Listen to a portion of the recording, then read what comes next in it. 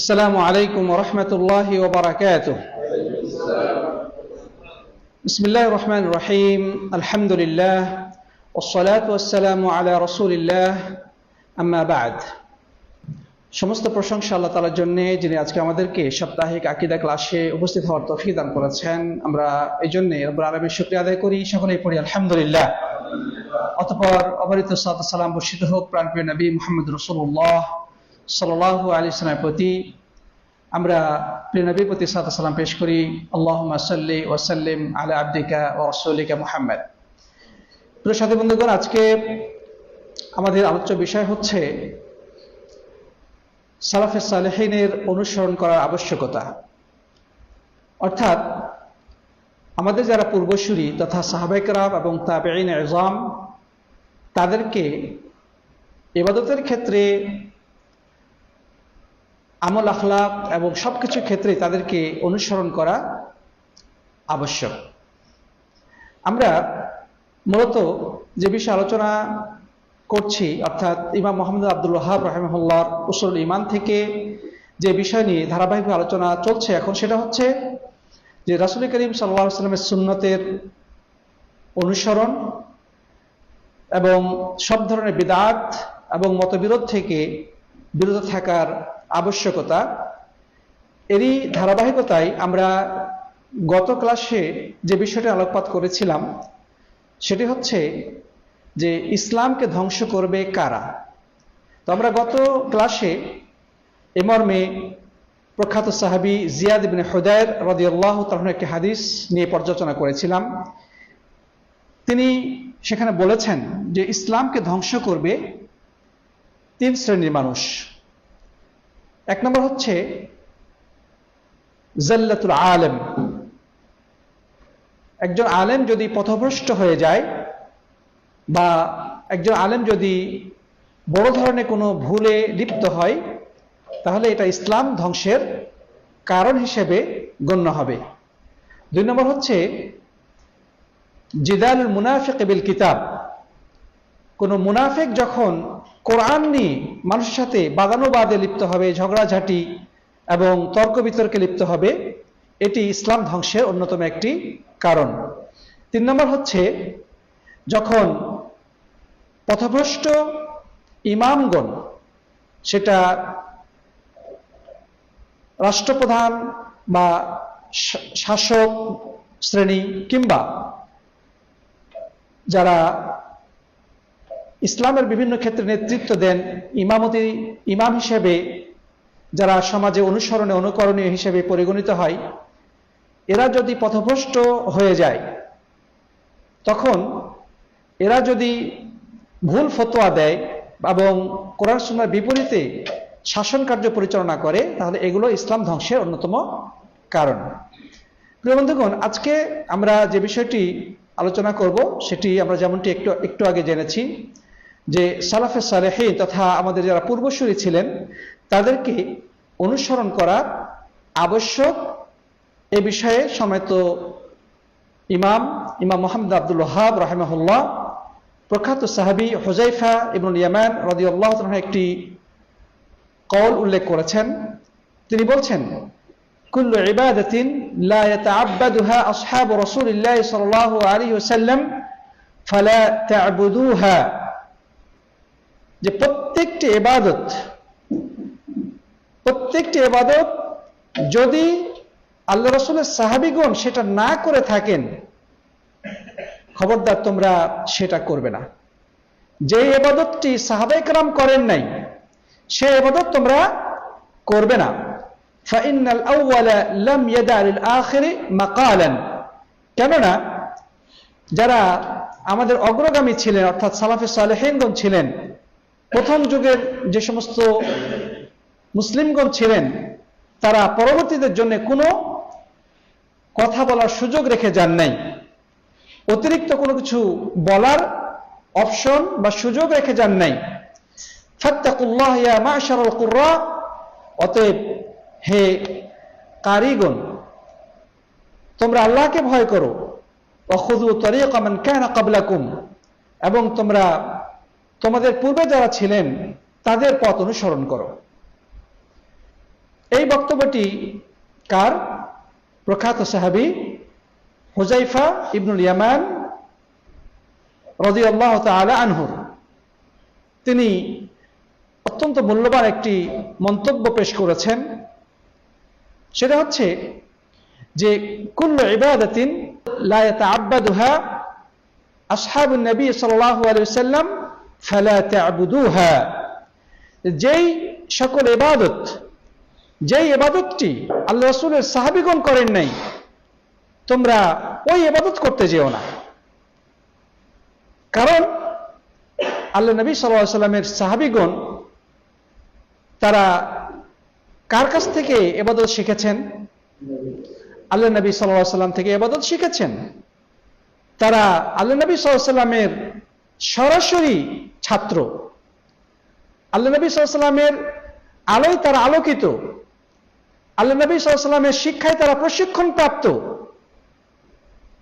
তারা প্রিয় নবী সাল্লাল্লাহু আলাইহি ওয়াসাল্লামকে স্বচক্ষে অবলোকন করেছেন। তারা দেখেছেন আল্লাহ নবীর কাছে যখন ওহী নাজিল হয় তখন তারা সেখানে উপস্থিত ছিলেন। তারা প্রিয় নবী সাল্লাল্লাহু আলাইহি ওয়াসাল্লামের সাথে বিভিন্ন যুদ্ধে অংশগ্রহণ করেছেন। আল্লাহ নবী সাল্লাল্লাহু আলাইহি ওয়াসাল্লামের সামনে পেছনে ডানে বামে থেকে তাকে রক্ষা করেছেন। আল্লাহ নবীর সরাসরি নির্দেশে তারা ইসলামের বাণীকে পৃথিবীর বিভিন্ন প্রান্তে ছড়িয়ে দিয়েছেন। অতএব তারা যে ইবাদতটা জানতেন না, তারা যে ইবাদতটা কখনো করেননি, তারা যে ইবাদতের ব্যাপারে অভ্যস্ত ছিলেন না, সেই ইবাদতটা অন্যদের করার তো কোনো সুযোগই থাকার কথা নয়। ঠিক না ঠিক? এবং এটাই সত্য যে ইবাদত তারা করেন নাই। এখন পরবর্তী যুগে এসে কেউ যদি বলে যে না, এটা তো দিনের মধ্যে একটা ভালো জিনিস, শরীয়তের মধ্যে এটা তো খুব একটা উপকারী জিনিস, অতএব এটা করলে সমস্যা কোথায়, এই কথা যদি কেউ বলে, তাহলে এই কথা দ্বারা এটাই প্রমাণ করে যে সাহাবায়ে কেরাম তারা ইবাদতের ক্ষেত্রে কিছু অবকাশ রেখে দিয়েছেন যে পরবর্তীতে তারা নতুনভাবে উদ্ভাবন করবে, নতুনভাবে তারা চালু করবে। সাহাবায়ে কেরাম সেগুলো করেন নাই বা সেগুলো জানতেন না। তাহলে এই দোষটা প্রকৃত রাসূল করিম সাল্লাল্লাহু আলাইহি ওয়াসাল্লামের উপরে গিয়ে পতিত হয় যে রাসূল করিম সাল্লাল্লাহু আলাইহি ওয়াসাল্লাম সাহাবীদেরকে সেভাবে প্রশিক্ষণ দিতে পারেন নাই, কিছু অসম্পূর্ণ রেখে দিয়েছেন। পরবর্তীতে এই সমস্ত ব্যক্তিরা, এই সমস্ত হুজুরেরা, এই সমস্ত ইমামরা এগুলো চালু করেছে। তাহলে কেউ যদি এমনটি বলে, তাহলে এই অভিযোগটা মূলত সাহাবীদের প্রতি শুধু নয়, এই অভিযোগটা শুধু সাহাবীদের প্রতি নয়, বরং স্বয়ং আল্লাহ নবীর প্রতি গিয়ে পড়ে যায়। আর আল্লাহ নবী সাল্লাল্লাহু আলাইহি ওয়াসাল্লাম দুনিয়া থেকে বিদায় নেন নাই দ্বীন ইসলামকে পরিপূর্ণভাবে উম্মতের কাছে পৌঁছে দেওয়া ব্যতিরেকে। তিনি সকল বিষয়ে পরিপূর্ণভাবে জ্ঞান দিয়ে গেছেন ওই উম্মতকে। যত ভালো কিছু সেগুলোর সন্ধান দিয়েছেন, যত কিছু খারাপ অকল্যাণকর সেগুলো আবার সাবধান করে গিয়েছেন। তিনি এতটুকু কারোর জন্য অবকাশ রেখে যান নাই যে নতুনভাবে কেউ এসে বলবে শরীয়তের এটা ভালো কিংবা এটা খারাপ। আল্লাহ তাআলা কোরআনে কারীমের মধ্যে বলেছেন, আল ইয়াউমা আকমালতু লাকুম দীনাকুম ওয়া আতমামতু আলাইকুম নি'মাতি ওয়া রাদিতু লাকুমুল ইসলাম দীনা। বিদায় হজ্জের সময় আল্লাহ নবী সাল্লাল্লাহু আলাইহি ওয়াসাল্লাম আরাফার ময়দানে অবস্থানকালে আল্লাহ তাআলা সাত আসমান থেকে এই আয়াত নাজিল করে দ্বীনের পূর্ণাঙ্গতার ঘোষণা দিয়ে দিয়েছেন যে আজ আমি আমার দ্বীনকে পূর্ণতা দান করলাম এবং আমার নিয়ামতের পরিপূর্ণতা দান করলাম এবং তোমার জন্য দ্বীন ইসলামকে আমার মনোনীত দ্বীন হিসেবে নির্ধারণ করে দিলাম। প্রিয় বন্ধুগণ, অতএব হুযায়ফা রাদিয়াল্লাহু তাআলা এই কথাটি খুবই অর্থবহ এবং কোরআন এবং হাদিসের নির্যাস যে যেই ইবাদতটি সাহাবায়ে কেরাম করেননি তোমরা সেই ইবাদতের ধারে কাছেও যাবে না, সেই ইবাদত করা তো দূরে থাক। কারণ পূর্ববর্তীগণ পরবর্তীদের জন্য কোনো কথা বলার, কোনো নতুন কিছু সংযোজন করার, নতুন কোনো পথ আবিষ্কার করার কোনো সুযোগ রেখে যান নাই। ফাত্তাকুল্লাহ, অতএব আল্লাহকে ভয় করুন। ইয়া মাশারাল কুররা, হে কারিগণ। কারণ শুধু কোরআন পড়াই যথেষ্ট নয়, বরং আমাদের উচিত কোরআন বোঝার চেষ্টা করা, কোরআনের ব্যাখ্যা বিশ্লেষণ জানা, রাসূলের সুন্নাহ সম্পর্কে জ্ঞান অর্জন করা, দ্বীনের ফিকহ বা দ্বীনের জ্ঞান অর্জনের ক্ষেত্রে আরো বেশি সময় এবং শ্রম দেওয়া।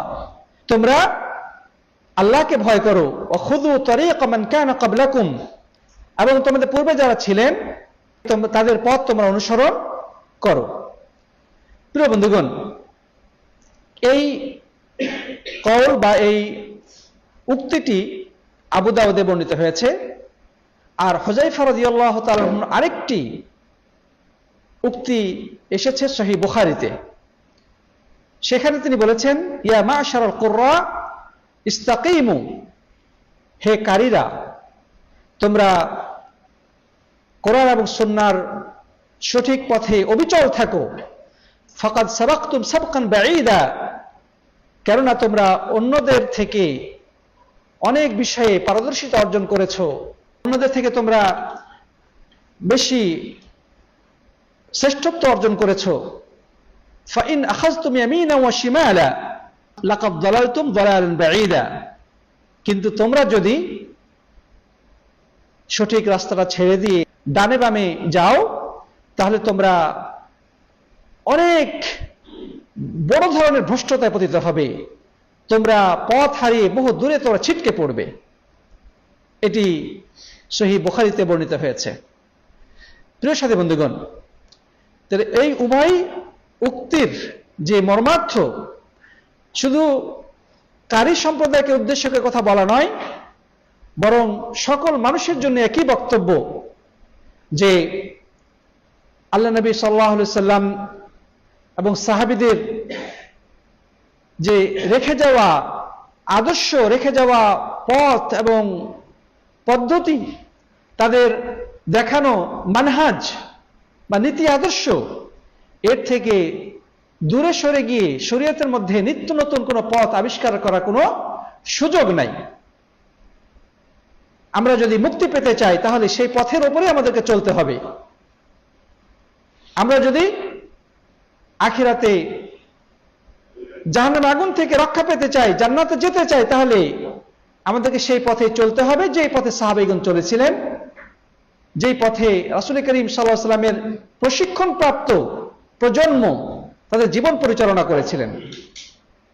প্রিয় বন্ধুগণ, এই কথাটা মূলত কোরআনে কারীমের সেই আয়াতেরই প্রতিধ্বনি যেটা রব্বুল আলামিন সূরা আনামের 153 নম্বর আয়াতে বলেছেন, ওয়া আন্না হাযা সিরাতি মুস্তাকিমান ফাত্তাবিউহু ওয়া লা তাত্তাবিউস সুবুলা ফাতাফাররাকা বিকুম আন সাবিলিহি, যে এটাই হচ্ছে আমার সিরাত মুস্তাকিম বা সোজা রাস্তা, অতএব তোমরা এটাকেই ধরে থাকো, এটার উপরেই তোমরা জীবন পরিচালনা করো, এটাকে অনুসরণ করো, এছাড়া অন্য কোনো পথ অবলম্বন করো না। যদি এমনটি করো তাহলে তোমরা সঠিক পথ থেকে বিচ্যুত হবে। প্রিয় বন্ধুগণ, এই কথাটি কোরআনে কারীমের আরেকটি আয়াতের প্রতিধ্বনি, যে আয়াতে আল্লাহ সুবহানাহু ওয়া তাআলা বলেছেন, ওয়া মান ইউশাকিকির রাসূলা মিন বা'দি মা তাবাyyana লাহুল হুদা ওয়া ইয়াত্তাবি' গায়রা সাবিলিল মুমিনিন নুওয়াল্লিহি মা তাওয়াল্লা ওয়া নুসলিহি জাহান্নাম ওয়া সাআত নাসীরা।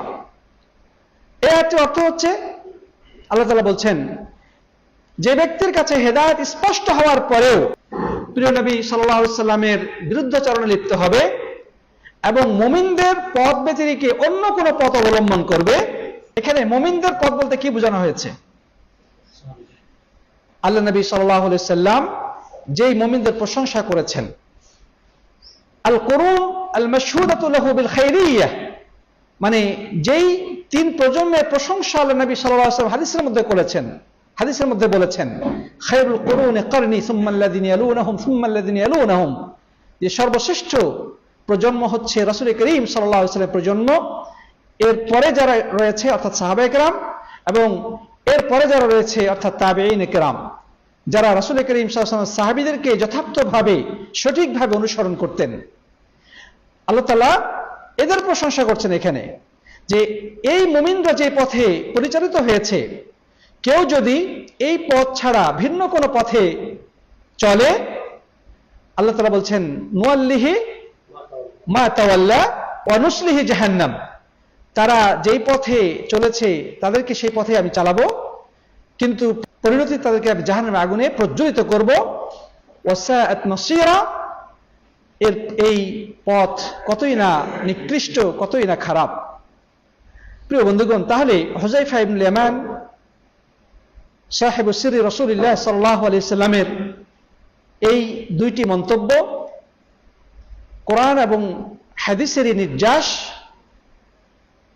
রাসূল করিম সাল্লাল্লাহু আলাইহি সাল্লাম যে সমস্ত হাদিসে বারবার আল্লাহ নবী সাল্লাল্লাহু আলাইহি সাল্লামের অনুসরণ করার নির্দেশ দিয়েছেন, খোলাফায়ে রাশিদিনের পথ এবং আদর্শকে মেনে চলার আদেশ করেছেন, আর যে সমস্ত আয়াতের মাধ্যমে আমরা দেখতে পাই যে মুমিনদের যে পথ বা আদর্শ সেটা থেকে বিচ্যুত হওয়ার ব্যাপারে সতর্ক করা হয়েছে, সে সমস্ত আয়াত এবং হাদিসেরই সারাংশ বা নির্যাস হচ্ছে এই হুযায়ফা ইবনুল ইয়ামান রাদিয়াল্লাহু তাআলা আনহুর এই দুইটি বক্তব্য। আল্লাহ তাআলা মুসলিম জাতিকে এই বক্তব্যের মর্মার্থ উপলব্ধি করে তাদের ইবাদত বন্দেগী সহকারে জীবনের সবকিছু পরিচালনা করার তৌফিক দান করুন, আমরা পড়ি আল্লাহুম্মা আমিন। আল্লাহ যেন আমাদের সবাইকে সব ধরনের গুমরাহি, ভ্রষ্টতা এবং সব ধরনের বাতিল মতবাদ থেকে, বাতিল চিন্তা ভাবনা, ভ্রান্ত মতাদর্শ থেকে হেফাজত করেন, আমরা পড়ি আল্লাহুম্মা আমিন। আল্লাহ যেন আমাদেরকে মৃত্যু অবধি সাহাবায়ে কেরাম তথা আল্লাহ তাআলা যেন আমাদেরকে মৃত্যু অবধি রাসূল করিম সাল্লাল্লাহু আলাইহি ওয়াসাল্লাম এবং সাহাবায়ে কেরাম এবং তাদের সঠিকভাবে অনুসরণকারী তাবেঈনদের পথের উপরে প্রতিষ্ঠিত রাখেন, আমরা সেজন্য রব্বুল আলামিনের কাছে তৌফিক কামনা করি। আল্লাহ যেন সবাইকে কবুল করুন, আল্লাহুম্মা আমিন। জাযাকুমুল্লাহু খাইরান। হাদা ওয়া সাল্লাল্লাহু আলা নবিয়িনা মুহাম্মদ ওয়া আলা আলিহি ওয়া সাহবিহি আজমাইন। আসসালামু আলাইকুম ওয়া রাহমাতুল্লাহি ওয়া বারাকাতুহু।